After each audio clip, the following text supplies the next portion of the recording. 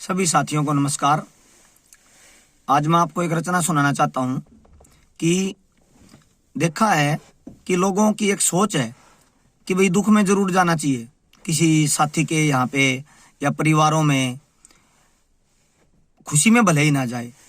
तो एक प्रश्न सा उठता है कि भाई खुशी में क्यों ना जाए, दुख में ही क्यों जाए। अगर अगलों ने ये मान लिया कि भाई ये तो हमारे दुख में ही खुश होता है, दुख में बढ़ा जाता है, खुशी में नहीं आता, तो खुशी में क्यों नहीं जाए भाई। क्या खुशी में लड्डुओं में नमक मिला होता है या बर्फियां नमकीन होती हैं, या कोई खुशी में वो जो सब्जी रोटी है खाना है वो अच्छा नहीं बनता। ठीक है, दुख में जाना चाहिए, लेकिन सुख में भी जरूर जाना चाहिए। अगर हम सुख में नहीं जा सकते तो फिर दुख में एक फॉर्मेलिटी ही पूरी करने वाली बात है। जैसे देखा भी है कई बार कि क्या करते हैं, वैसे तो दुख देते रहेंगे, कोऑपरेट नहीं करेंगे, मदद नहीं करेंगे, और जब कोई मर जाता है तो ढोंग करके दिखाएंगे कि भाई बहुत बड़ा दुख हो गया है, अब वहां पे जाना चाहिए। भाई ठीक है, जाना चाहिए, लेकिन वैसे भी उससे पहले भी जाना चाहिए ना, उसकी मदद करने के लिए भी जाना चाहिए। ये थोड़ा कि भाई बाद में ही जाओ। तो मेरी एक रचना है, उसका टाइटल मैंने लिखा है जिंदगी भर दिए खून के आंसू। वो शुरुआत ही यहीं से होती है कि बाद में जो औपचारिकताएं निभाई जाती हैं वो कहीं ना कहीं मन को कचोटती हैं और सोचने पर विवश कर देती हैं। तो उसी पे ये रचना है मेरी। जिंदगी भर दिए खून के आंसू, आखिर में शान दिखा बैठे। मरने वाले को तो पता चला नहीं, क्यों अर्थी को कंधा दे बैठे। जिंदगी भर दिए खून के आंसू, क्यों अर्थी को कंधा दे बैठे। मरने वाले तक को पता चला नहीं, आखिर में शान दिखा बैठे। कुछ दाने को मोहताज रहे, कुछ अपना घर ही भर बैठे। उन्हें होश रहा नहीं जीने का, कुछ शौक भी पूरे कर बैठे। वे भूखे प्यासे मरते गए, कुछ घमंड निवाले कर बैठे। एक लाइन में अलग लोगों की विशेषता है, दूसरी लाइन में अलग लोगों की विशेषताएं हैं। कुछ दाने को मोहताज रहे, कुछ अपना घर ही भर बैठे। किसी को तो दाना नहीं मिलता, किसी के घर में ढेर का ढेर है, खाने पीने की सभी चीजें हैं, उपभोग करने की सभी चीजें हैं, कोई हैंड टू माउथ बना रहता है। उन्हें होश रहा नहीं जीने का, कुछ शौक भी पूरे कर बैठे। किसी को तो जीने तक में लाले पड़े रहते हैं, मुसीबत आई रहती है, कुछ अपने शौक भी पूरे कर बैठते हैं। तरह तरह के शौक, कपड़ों का शौक है, खाने पीने का शौक है, सामान का शौक है, सभी अपने पूरे कर बैठते हैं। कुछों को जीने की फुर्सत नहीं मिलती बेचारों को। वे भूखे प्यासे मरते गए, कुछ घमंड निवाले कर बैठे।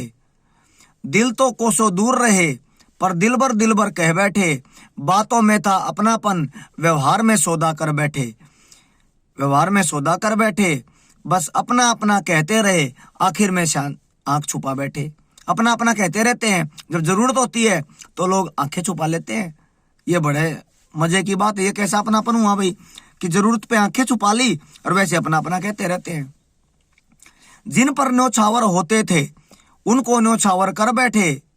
जिन पर न्योछावर होते थे उनको न्योछावर कर बैठे। जैसे अब अपने बच्चे पे बचपन में सभी न्योछावर होते हैं और बाद में बजता है जूता। फिर एक पिता है, दो बेटे हैं, अपना हक लेके बैठ जाता है। एक बेटे को ठेंगा दिखा देता है, दूसरे में अपना सब कुछ लेके बैठा रहता अपना। फिर वो करनाल जैसी घटनाएं होती हैं। एक भाई दूसरे भाई को मार देता है, और एक तो मर गया जिसमें पिता रहता था, और जो मारने वाला वो जेल में चला गया। अब बताओ पिता कहाँ रहेगा। ये कौन सा तरीका हुआ। यही तो गलत है। दो भाइयों में लड़ाई करवा दी और एक को मरवा दिया और एक को जेल में भिजवा दिया, और खुद अपना ठन ठन गोपाल। अब जिन पर न्योछावर होते थे उनको न्योछावर कर बैठे।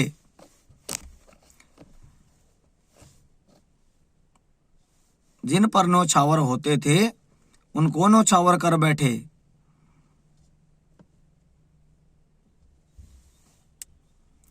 अगर ये ही दुनियादारी है, हम कलम उठा के लिख बैठे। जिन जायों पर इतराते थे कुछ उनको गैर समझ बैठे। पहले तो इतराते रहते हैं और बाद में कोर्ट में जाके बेदखल भी कर देते हैं लोग। पिता तो पहले इतराने की क्या जरूरत थी, अपने ही खून को बेदखल कर देते हैं, उनको गैर समझ बैठते हैं। ऐसी क्या बातें हो जाती हैं। दया धर्म और दीन भुलाकर सब धन को बाप समझ बैठे।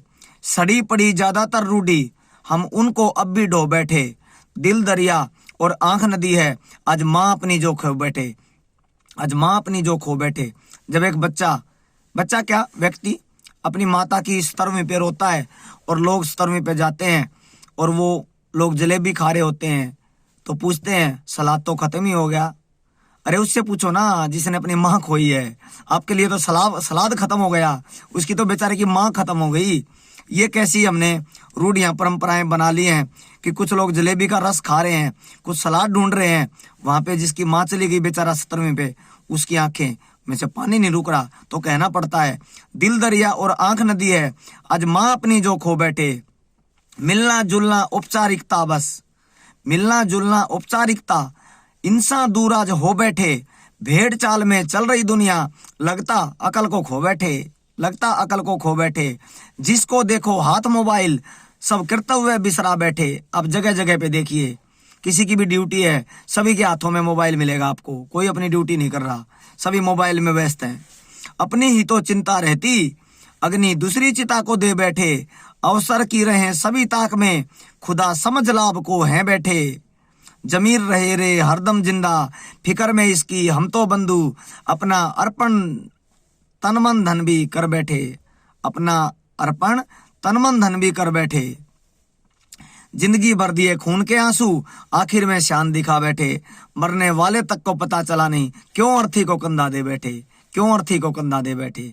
बाद में एहसान करते हैं, शान करते हैं कि कंधा किसने दिया, चलो अब उनके वहां जाएंगे, मदद करेंगे। बाद में क्या मदद होती है, पहले परेशान करते हैं लोग, खून के आंसू रुलाते हैं और बाद में औपचारिकता पूरी करते हैं। ऐसा नहीं करना चाहिए। हमें अच्छा समाज बनाना चाहिए।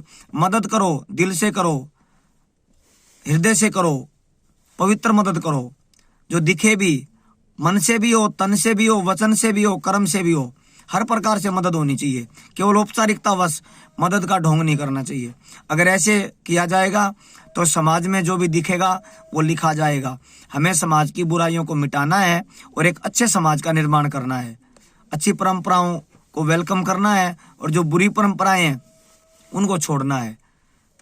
कहा भी है, कबीरदास जी का ये दोहा है शायद, सांच बराबर तप नहीं, झूठ बराबर पाप, जाके हृदय सांच है ताके हृदय आप। तो आओ झूठ को छोड़ें, सच को बोलें। सच ही भगवान का रूप है। धन्यवाद। जय हिंद।